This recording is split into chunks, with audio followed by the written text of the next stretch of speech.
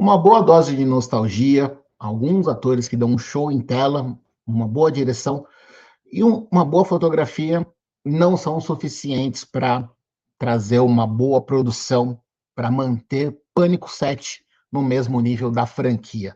O filme que começa de uma forma bem promissora, com uma contagem de história interessante, se perde e tem um encerramento extremamente frustrante para os fãs da franquia.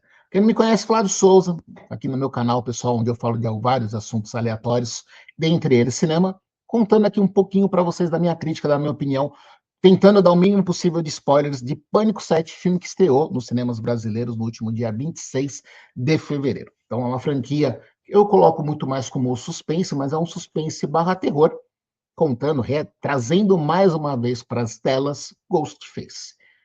Aquela máscara clássica, o assassino clássico de toda a franquia, uma franquia de muito sucesso. A gente está falando de um filme que começou em 96, estamos em 2026, com histórias sendo contadas sempre em torno pegando elementos do mesmo tema. A gente tem são revisitados as motivações, o que aconteceu no primeiro filme, dali gerou toda a repercussão, o desenvolvimento até chegar no filme 7. E você tem um começo promissor, como eu citei, mantendo o padrão da franquia já, morte logo de cara, uma morte com uma boa câmera, o começo funciona bem. Então acho que já é aquela coisa que já te deixa esperançoso de um bom filme. Logo em seguida a gente já tem o retorno da Neve Campbell aparecendo, né, a Sidney Prescott, a personagem, a protagonista principal, a rainha do terror, como é citado ao longo do filme.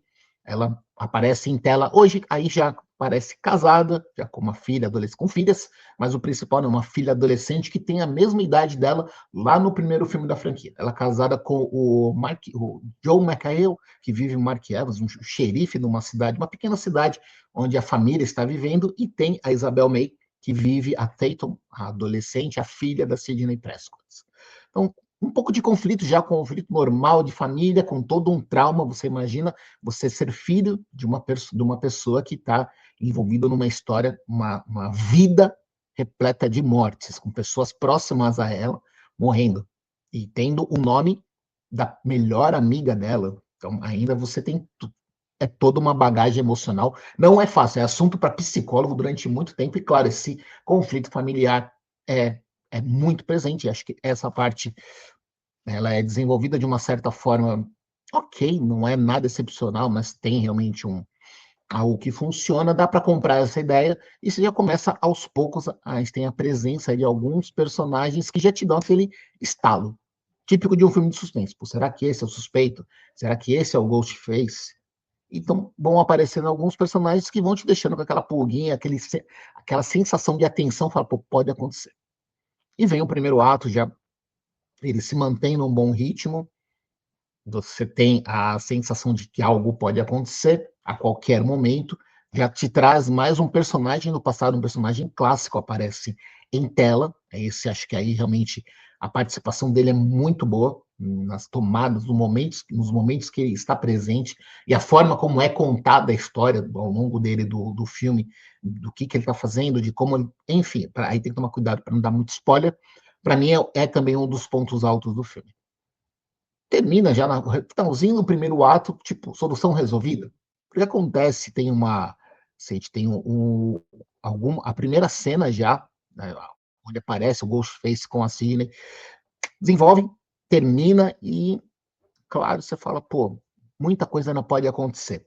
Ainda estava no começo do filme, claro, e a própria Sidney, já no momento também que aparece a Gayle Weathers, vivida pela Courtney Cox, outra personagem clássica da franquia, indo atrás para tentar investigar e descobrir mais coisas, enfim, começar a desenrolar o ritmo do que está acontecendo, quem são os Ghostface, lembrando, né, que como é padrão de toda a franquia, são sempre dois assassinos, nunca é uma pessoa agindo sozinha, e sempre, claro, com motivações.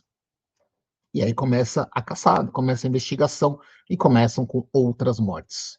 Vai para o segundo ato, também, aí vem alguns pontos aqui, está indo no ritmo legal, mas a impressão que ficou para mim, quando chega no segundo ato, que dá uma acelerada, acho que tem um momento assim de reunir, tem uma cena clássica onde você está com todos os possíveis suspeitos, estão todos juntos, e começa a ser questionado, você levantar sobre possíveis, quem será o suspeito, a pessoa vem aqui, e acho que aqui vale a referência, né? Quem lembra, principalmente do primeiro filme, do Range, na franquia recente, no sexto, teve a presença do Mason Golding com a Jasmine Savoy Brown, então eles vivem os sobrinhos do Randy, né?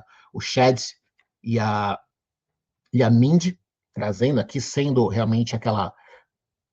tentando ser, inclusive, assim, trazendo a referência como especialistas do gênero de terror, então, mostrando a motivação, olha, esse filme aqui, a ideia é uma nostalgia, alguém ligado com a Sidney, começa a contar algumas coisinhas para tentar identificar, de repente, quem pode ser os suspeitos, questionando lá com esses momentos, essas pessoas.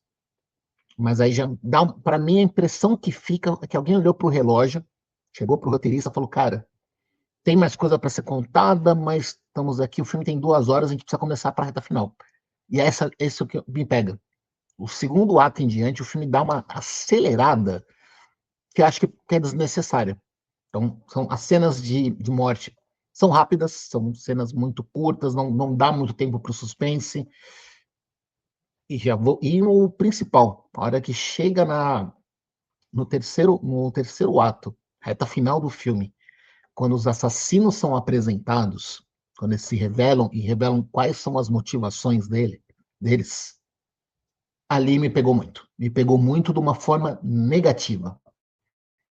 Você olhar todos os Ghostfaces, todos os personagens que viveram o Ghostface ao longo de... ao longo de... Isso falando de 96, pessoal, 30 anos. Ao longo de 30 anos de franquia, você chegar agora, em 2026, e você me apresentar 2 Ghostface com essa motivação, para mim, aquilo foi extremamente frustrante. Me pegou de um jeito que eu me decepcionei para assistir o resto do filme. A cena final ainda, a última cena de luta, de combate, tradicional também da série contra o Ghostface, ela é legal, também tem um ritmo acho que razoável, mas ali eu já estava frustrado pela forma como trouxeram as motivações dos personagens. E termina aí inclusive já deixando um bom gancho para, de repente, ter o filme 8, já tem possíveis ideias até para uma sequência, a gente está falando da possível, né, tem uma protagonista, que seria a filha da Sidney Prescott, né, a Tatum, mas não sei, que aí vai depender muito também do como vai ser o retorno do público. Estou gravando esse vídeo no momento que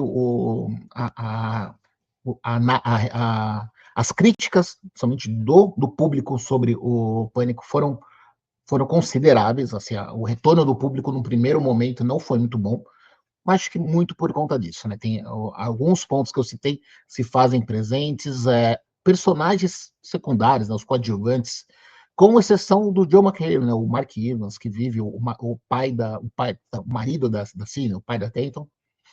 Eu acho que o filme tem um ritmo, ele funciona muito bem, ele encaixa, é um cara que consegue ter uma boa presença em tela, então faz uma boa presença como um personagem coadjuvante, mas vários que aparecem, né? Acho que a própria Tatum, a própria Isabel May, são personagens que, se você pega e tira ali da história, que você não considera, talvez não teriam o mesmo peso, porque talvez não foram, a gente não teve uma construção muito grande deles.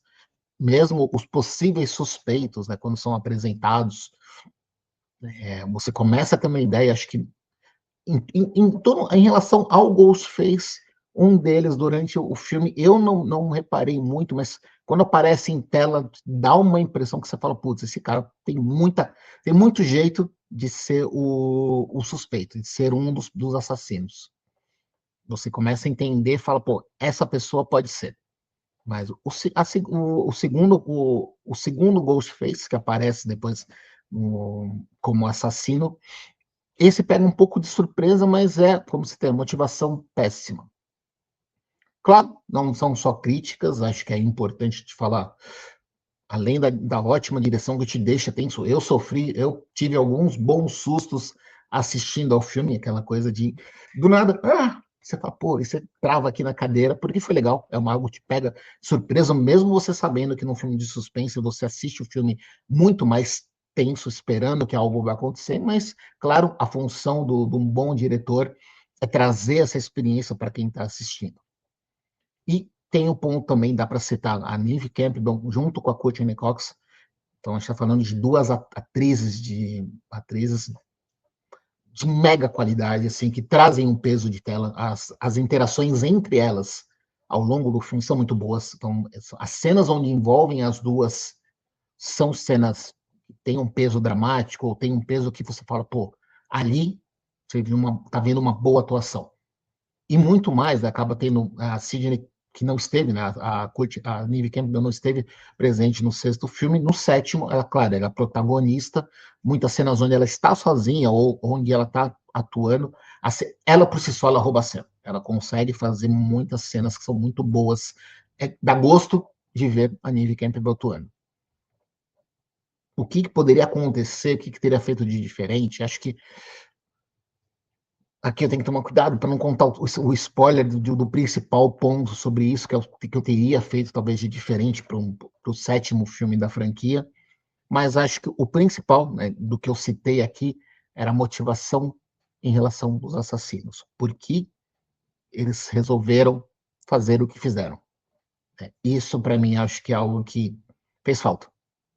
Poderia ser feito, poderia ter sido melhor desenvolvido, porque nós vimos isso em toda a franquia, desde o primeiro filme até o sexto, com pontos altos, pontos baixos, mas era sempre um filme que era um sucesso de bilheteria, com relação à audiência. Não por acaso, teve uma série de TV, né, série Scream, teve uma série durante um tempo, teve uma série curta, mas também uma série que eu achei interessante. Então, termina aqui, né, para quem acompanha aqui os meus vídeos, aquela referência, vale a pena assistir o Pânico 7 nos cinemas? Um tanto filme que está promissor para estrear nesse ano aqui de 2026, eu vou falar assim, mesmo, principalmente para quem for fã da série. A minha sugestão, deixa para assistir no streaming. Deixa a hora que você puder assistir no conforto da sua casa, tranquilo. É um filme que vale a pena assistir. Como entretenimento, é legal. Se você não tem conhecimento, tá indo ver o Pânico pela primeira vez, talvez você goste bastante. Porque aí você não vai ter a bagagem de toda a franquia, de toda a referência de outros filmes. Mas, caso contrário, acho que não vale a experiência, não vale o dinheiro da pipoca para você ir assistir o filme nos cinemas. Você que for assistir e depois, assim, claro, quiser comentar aqui no vídeo, sem spoiler, para não estragar a experiência de quem for assistir, comenta aqui, deixa registrada a sua opinião para a gente trocar ideia e falar também sobre Pânico e outros filmes aqui e outros vídeos do canal. Forte abraço.